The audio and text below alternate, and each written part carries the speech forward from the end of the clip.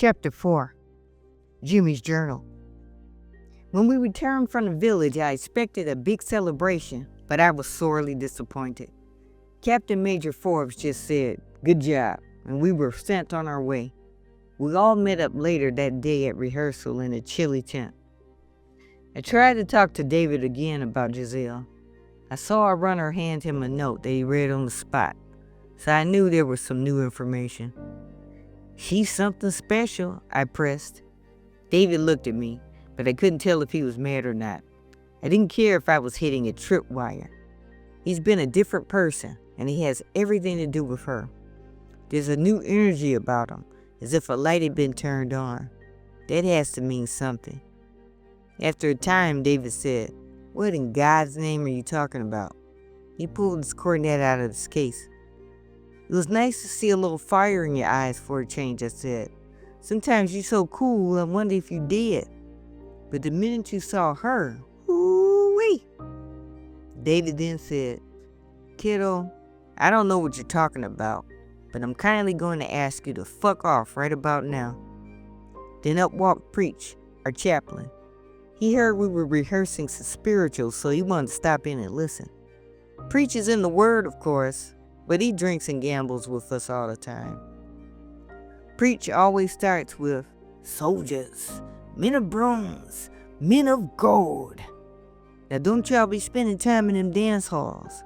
That would break y'all mama's hearts." Preach was a youngish man from Harlem like David, but he had an old way about himself.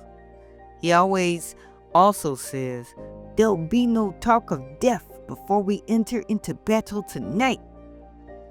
I kept pressing my luck with David. I said to the Right Reverend, "Preach, can you tell David here about the wages of sin? You see, he's been contemplating sinning with a French woman in one of those towns." David gave me a "I'm gonna kick your ass" look. "What do you think about that, Preach?" I was enjoying it too much. Preach said, "Well, let me see." He put his hand on his chin, thinking.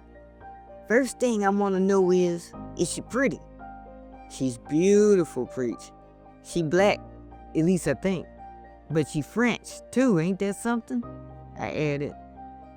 "Then in that case, David, my son, you go and get that girl. The Lord will forgive you." Preach cackled and gave David a little shove. David shoved back, but Preach stayed cool. David took a deep breath to calm himself. "Preach, you lucky you got the Lord on your side," David said, "or my boot would be on your neck right now." David left with his cornet and sat next to another player. David is mad right now, but I know he'll let me catch up with him later. After rehearsal, David joined his squad for dinner in the Negro soldiers' mess tent. Fox, Grenade Tommy, and Second Line were deep in conversation. Once known as the Terrible Two, Fox and Grenade Tommy welcomed Second Line, and they quickly became the Terrible Three. Tall tales were already going around about the Three's righteous fury and how the Germans were even more terrified at the prospect of crossing their path. However, Second Line had yet to prove himself in battle. Grenade Tommy told him not to worry. "We're going to make all the rumors beyond true," he said.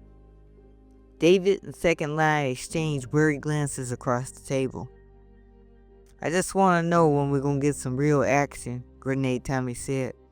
"That village raid was a good start, but I didn't get to throw much." "You'll have more action than you can handle soon enough," Fox said.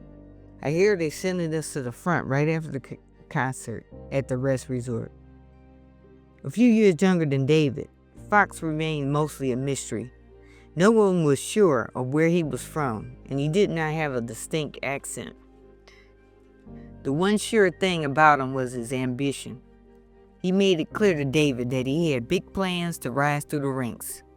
David had told Fox it would be great if he could become one of the few Negro commanding officers within the regiment, like Big Jim.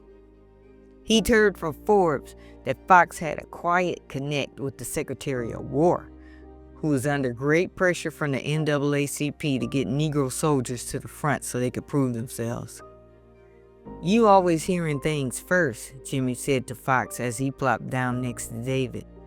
David gave Jimmy a sideways glance, but continued eating.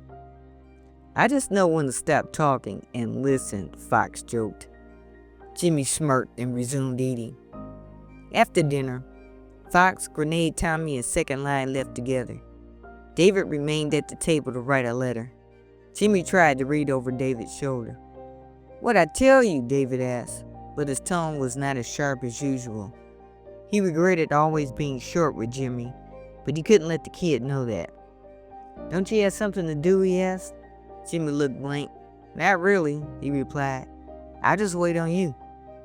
"I'm gonna be a while, kiddo," David said. He had a brainstorm. "I know what," David said suddenly. "I've been needing to polish my boots. Yours always shine so bright." "My mother taught me," Jimmy said with pride. "She said you can tell just about everything about a man by his boots." He leapt from the table. "Sure, I can do that." A quick smile passed over David's face as he watched Jimmy leave. He then got back to his letter. David's letter to Sergeant Willard Toussaint, retired. "Dear brother in arms, it's been quiet around here since the raid. The Germans we caught are now prisoners. Chained at the ankles, they do hard labor around the camp. It's strange watching them do the work we brothers had to do just months before. Stripped of their spinning shells and arrogance, the Germans look almost pitiful in their prisoner uniforms. I'm starting to think that a lot of them really don't want this war, just like when you and me were in the thick of it back then. Of course, there's a vicious bunch who enjoy fighting, but I'm seeing a lot of regular men who look tired and confused most of the time. Many of the prisoners have been friendly with us here, but we have to be cautious in case it's a trick. Rehearsals in the mornings. Big Jim pulled me aside, said he's planning an all-Negro orchestra to tour the States when we get back. Wants me to join up. Told him I'd think about it. Won't likely be running the club in Harlem that Ruth was trying to buy for us. I messed that up real good. Strange to go back to working here on songs after running around a village with weapons ready to kill somebody. We musicians kill, then we heal, I guess. Just hope the killing doesn't become the only thing. There's a comfort in warming up on scales and runs. You can always count on them to be the same every time, and they always get you to a good place. I am worried about this damp cold rusting out this old cornet. The command is doing its best to keep our instruments dry and airtight in the musician's tent. Sissle moans every day about how he shouldn't have brought his personal violin over here. This air is terrible for the wood. The days he can't play because we're on the march, he says his violin suffers. He says our instruments are a part of us, and they suffer when we don't play them. My cornet has suffered because I really haven't been playing it with my whole self since I re-upped. I feel like I've lost the music. My old teacher in Harlem would say something's on my mind that I haven't made crystal yet. I'm trying to find her again. We're heading out to the front soon, so I'm running out of time. She is a wonderful singer. Enough about me. How are things with Daisy? Tell her I said hello. We'll write again soon.